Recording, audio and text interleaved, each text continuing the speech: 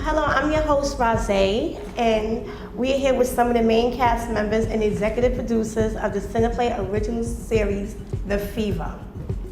First, we have Sondra Anderson. She plays the character of Amber Cho, co-creator, executive producer, and series lead character. Next, we have Nancy CEJARI. She plays the character of Ravina. And then we have ALANA Ramos. She plays the character of Kathy Carter. Last but not least, we have Lorenzo Anderson, and he plays the character of Derek Carter. He's also a co-creator, executive producer, and writer and director of the show. Thank you. Thank you for having us. Okay, thank you for being here. All right, so for those viewers that don't know about the show, could you tell us a little bit about your character? My character, Amber Cho, is a lesbian who runs a high-end matchmaking service called Creme de la Creme, and it's based in New York City. All right, Ravina?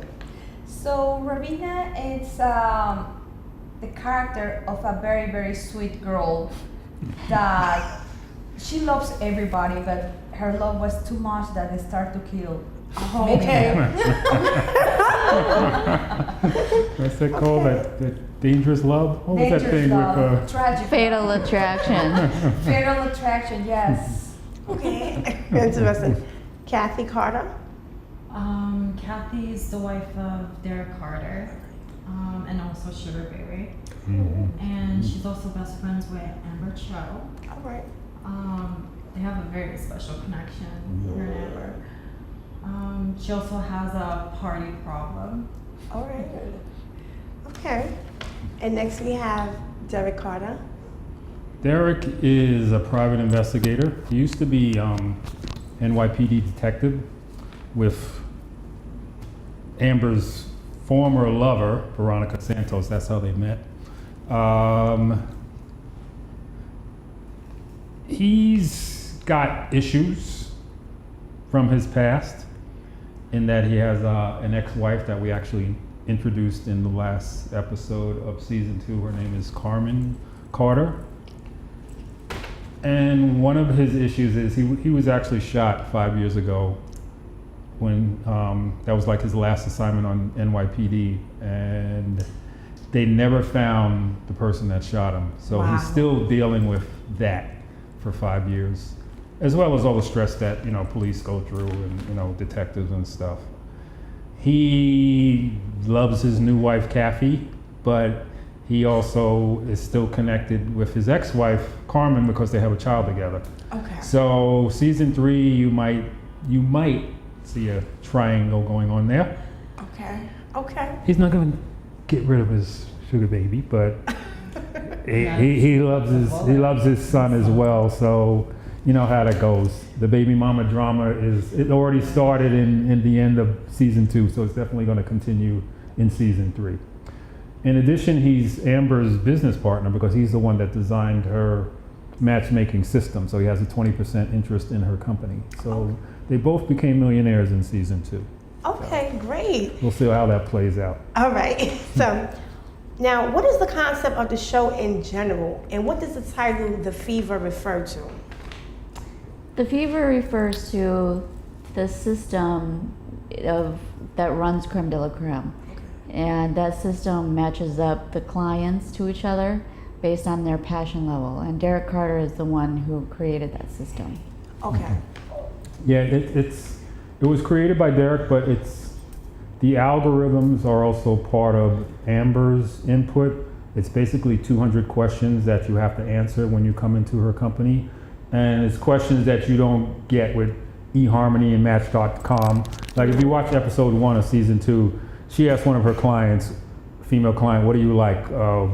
average size or well hung. You know, there's things women want to know, but you don't get that on eHarmony. So that's why her matchmaking service is very unique. She really goes for what people really, what their passion is, and not just, you know, the stereotypical 2.3 kids, white picket fence stuff. Because that, you know, the 50% of relationships marriages end up not working. So obviously people want more than that in their relationship. And she tries to create relationships that are based on passion.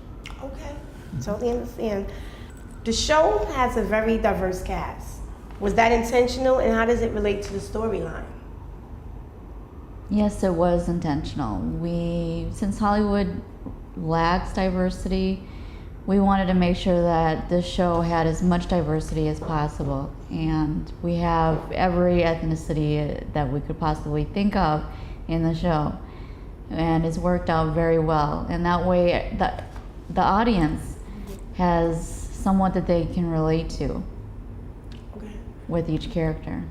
Yeah, if you watch the show, you'll notice that every couple is an interracial couple, or a diverse couple. You know, we have you have Kathy and I, and then you have Amber and her former lover was actually Caucasian and mixed. You have our two detectives.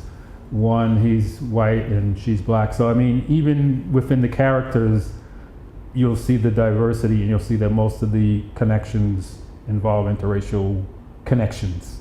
And that's something that we obviously, as the show's creators, can identify as husband and wife. So it's I guess if you could say if we put any reality into it, it's probably that.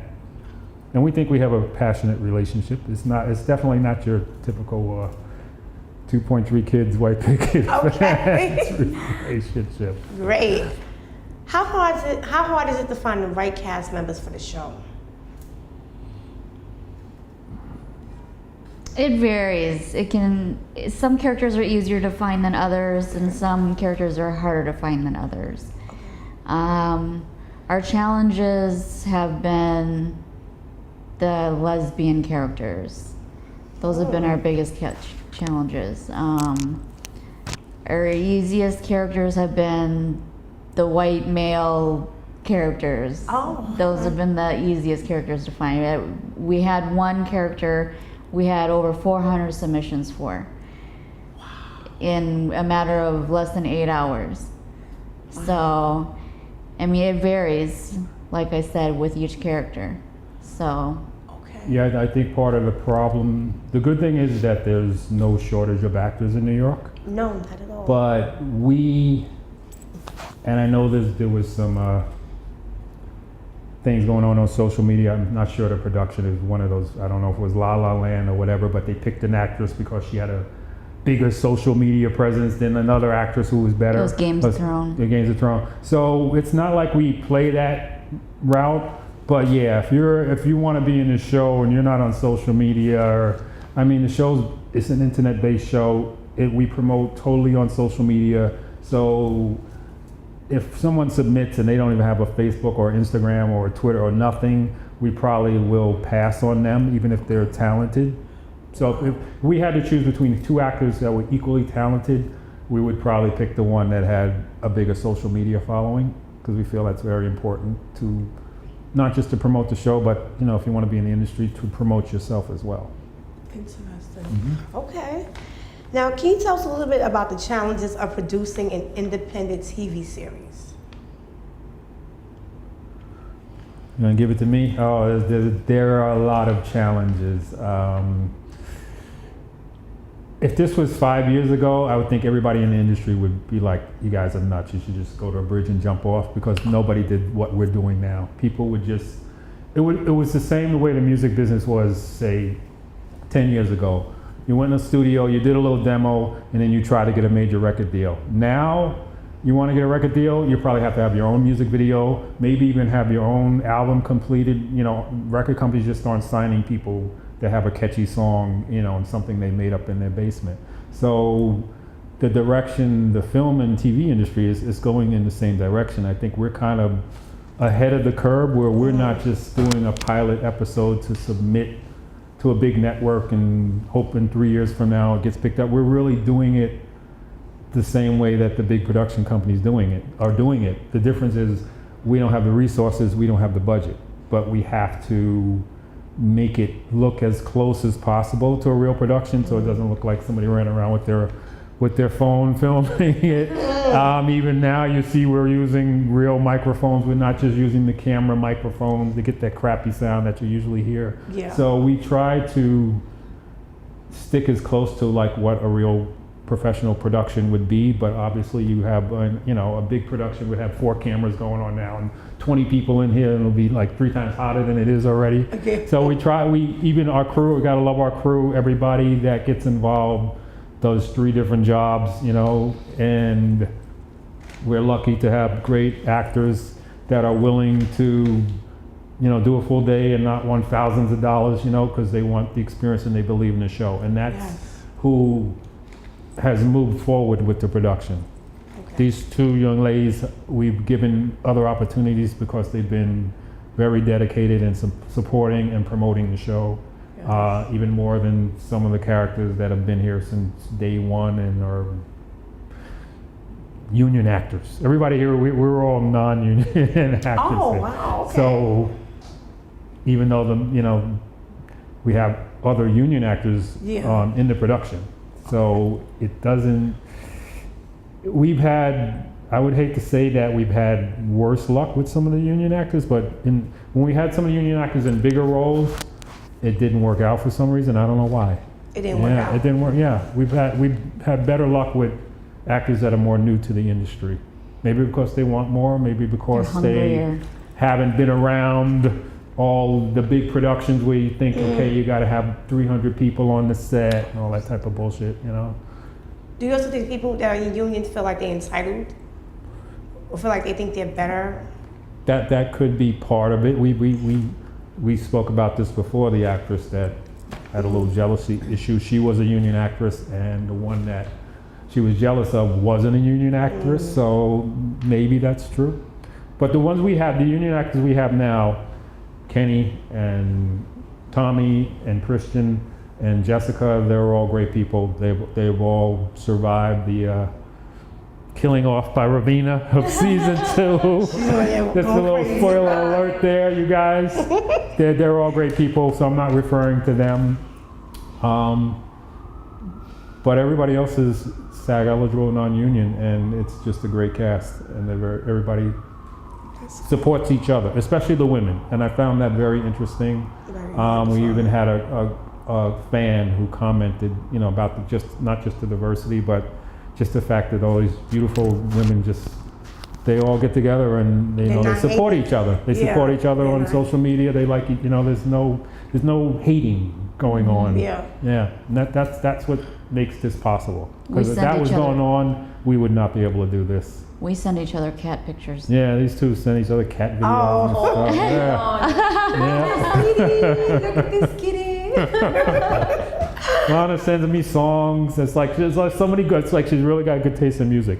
I'm always listening to music. Yeah, she's got really good taste in music. So we're trying to actually put together a soundtrack of indie artists for the show.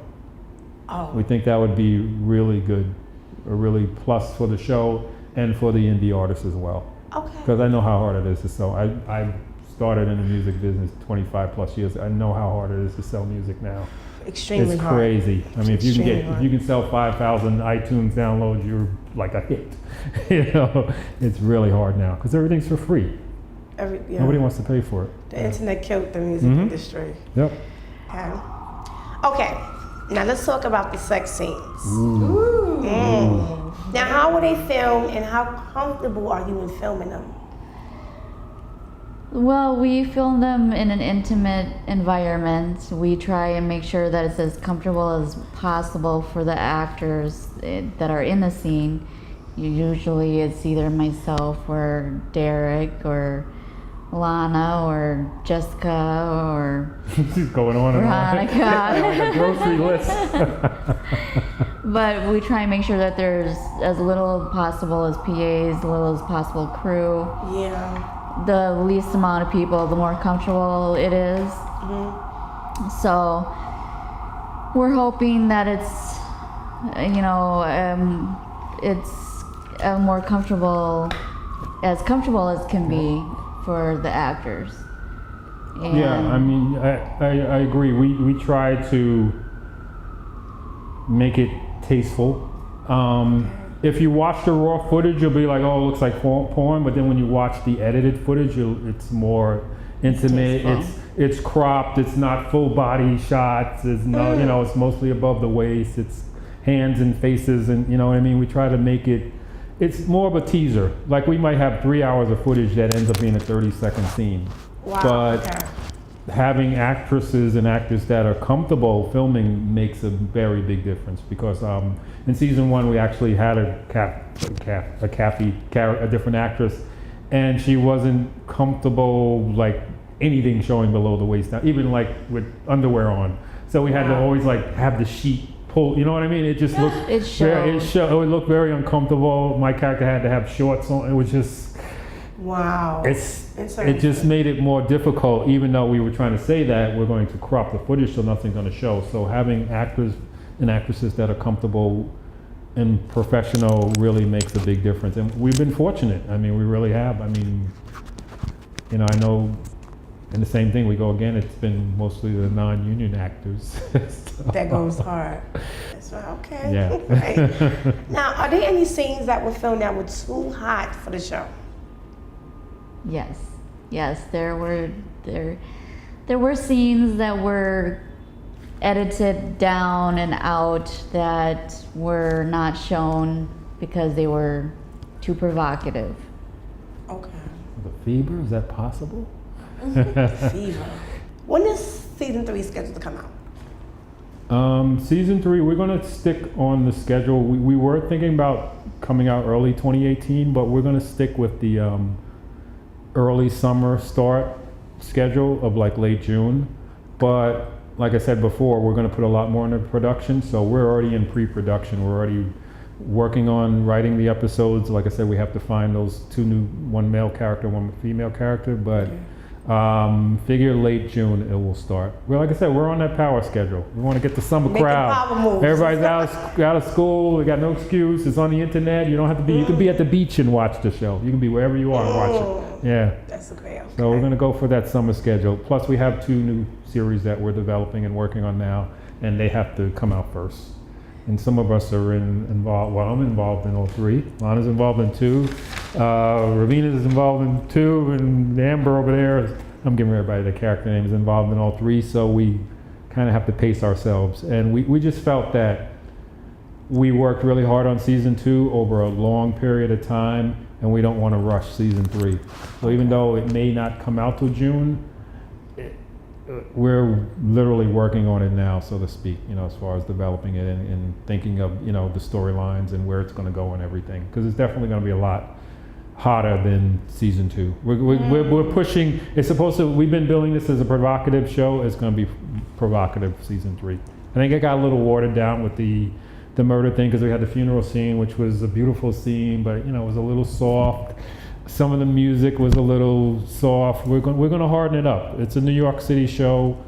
It's a New York City cast. Everybody here is, has the New York City look. Look at it, all the dark hair here. So we're going to really get the New York audience, and they have a big international following, especially this, Ravino, Nancy. She's got like guys from, and Sandra too, and you too. They got these guys from Belgium and Egypt, like hi. And yes. I see the likes and stuff. These guys from wherever, the other side of the world. So I think we'll get that international market as well. Most especially all these amazing, beautiful, talented women. Yeah, Most definitely. We have somebody for everybody. There's not a guy in the world that can't say this. There's not a woman for him in the cast. We cover all of it. We got black, white, Asian, Indian. We got everything. Spanish, everything. So. Okay.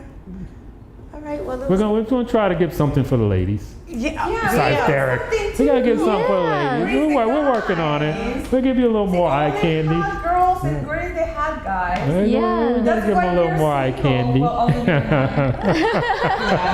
Eye candy for the women. Yeah, exactly. Like with Power, it's ghost. Yeah, I mean, we were talking about that with the What's the comedy series with Queen Latifah? The new, it was like the 4 women go out.